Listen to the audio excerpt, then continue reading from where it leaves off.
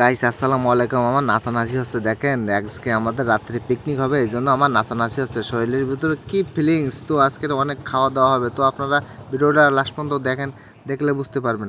তো দেখেন মুরগি যে পরিষ্কার করা এত যে কষ্ট আমরা আগে জানতাম না, কেননা তো মহিলারা মুরগি পরিষ্কার করে, আমরা তো জানতাম মানে এটা কাজটা খুব সহজ, তো মনে হয় সহজ না। দেখেন একটা মুরগি পরিষ্কার করে পরিচ্ছন্নতা করে রান্না করতে যে কী কষ্ট সে মহিলারাই জানে। তো আমাদের আজকের একটা পিকনিক হবে, ছোটো পিকনিক। আপনারা ভিডিওটা দেখেন, দেখলে সম্পূর্ণ দেখলে বুঝতে পারবেন আসলে আমরা মুরগি দিয়ে কি খাইলাম কি না খাইলাম, আপনারা সব কিছু দেখতে পাবেন।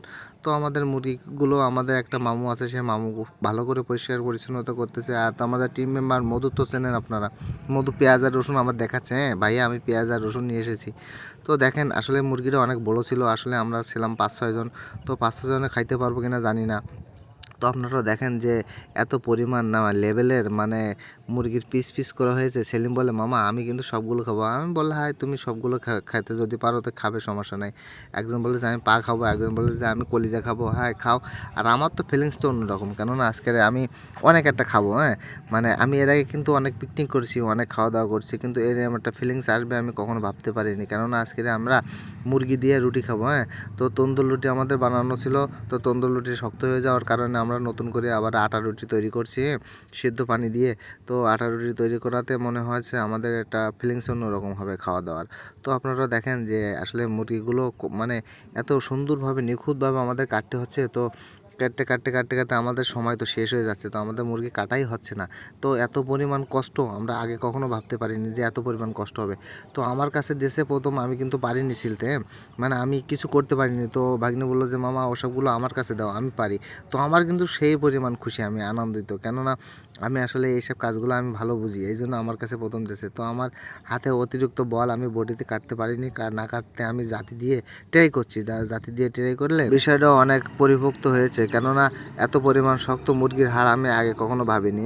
তো দেখেন পাগুলো নখগুলো খুব সুন্দর করে আমাদের কাটতে হবে, তো বডিতে সেই পরিমাণ ধার। তো আমি জাতি নিয়েছি, জাতি নিয়ে নখগুলো সুন্দরভাবে কেটে ফেলছি। তো ইউসুফ মামা আছে, ইউসুফ মামা বলো আমার দিকে ক্যামেরা ধরো, দেওয়ার পরে একটু চিল দিলো, ঠিক আছে। তো চিল দেওয়ার পরে আমি পাগুলো দেখেন এত পরিমাণ হাড়, মানে মুরগির পা এত পরিমাণ হাড় আমি আগে কখনো ভাবিনি। কেননা এটা তো ব্রয়লার মুরগি, ব্রয়লার মুরগির জানি যে হাড়গুলো নরম হয়, কিন্তু এত শক্ত কেন। তো জাতি ব্যবহার করতে হচ্ছে, মানে কি বলবো আপনাদের, আমাদের বডিতে কোনো ধারই ছিল না। হ্যাঁ তো মামা বলছে, মামা এগুলো আমার কাছে একদম সিম্পল বিষয়, তুমি আমার কাছে দাও। আমার কাছে কেড়ে কেড়ে নিয়ে মামা কাটতেছে। তো মামার বললাম, মামা তুমি এগুলো তুমি ভালো পারো, তুমি এগুলো করতে থাকো। তো আসলে পিকনিকের মজাটা অন্যরকম, যারা পিকনিক করে তারাই জানে যে পিকনিকের মজাটা অন্যরকম। তো আপনারা কেটা কেটা পিকনিক করেছেন কমেন্টে বলতে পারেন। আর আমার দিকে ক্যামেরা বেশি ধরতেছে, কেননা আমি বলছি সবার দিকে ধরো তো না, আমার দিকে ক্যামেরা বেশি ধরতেছে, কেননা আমি যে এসবগুলো করি আমার দেখাবে লোকজনের যে মামা এসবগুলো করে, মামা এসবগুলো বাসায় করে। তো আমার মানে মান সম্মানগুলো খাওয়ানোর জন্য এসবগুলো করতেছে। তো আমাদের ফাইনালি হয়ে গেল, আমার মশলা লাগাচ্ছি, মশলা লাগাই কুকারে দিছি। তো কুকারে দেওয়ার পরে আমাদের ফাইনালি কিন্তু রান্না হয়ে যাবে, দেখতে দেখতে আমাদের দেখেন রান্না হয়ে গেল।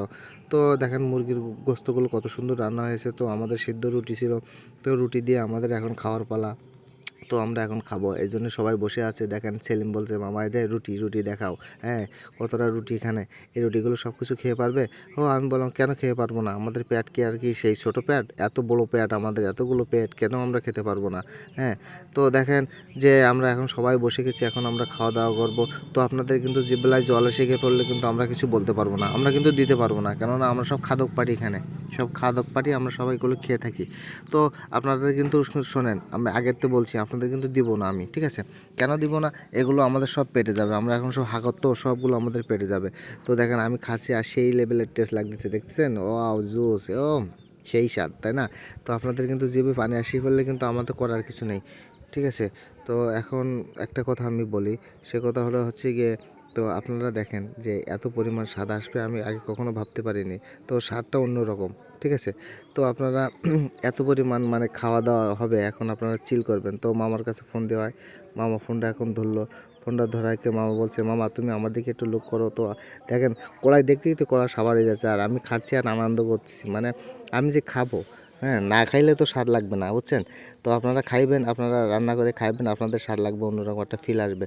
তো আমি খাচ্ছি আর সেলিম বলছে, মামা তুমি কি এত পরিমাণ খেতে পারো? আমি বলছি হ্যাঁ আমি এত পরিমাণ খেতে পারি, তুমি কি খাবে? তো মামা বলছে না আমি খাবো না। তো আমরা এখন অতিরিক্ত খাওয়া দাওয়ার পরে আমরা সেই লেভেলে টায়ার্ড হব, এখন আমরা ঘুরবো ফিরবো অন্য জায়গায় যাব, ঠিক আছে। তো আপনারা ভালো থাকেন, সুস্থ থাকেন সেই দোয়া করি। আর একটা কথা, যে আপনারা ভিডিওটা দেখে একটা লাইক একটা কমেন্ট করবেন, আমি কিন্তু অ্যারাউন্ড দাও ঘোরাও। তো এখন আমরা খাওয়া দাওয়া শেষ, আমরা আবার সবাই বাসায় চলে যাব, যার যার বাসায় শেষে চলে যাবে। তো মধু বললো আমাকে একটু আগুই দিয়ে আসো, আমি বললাম না। সবাই ভালো থাকেন, সুস্থ থাকেন, আল্লাহ হাফেজ।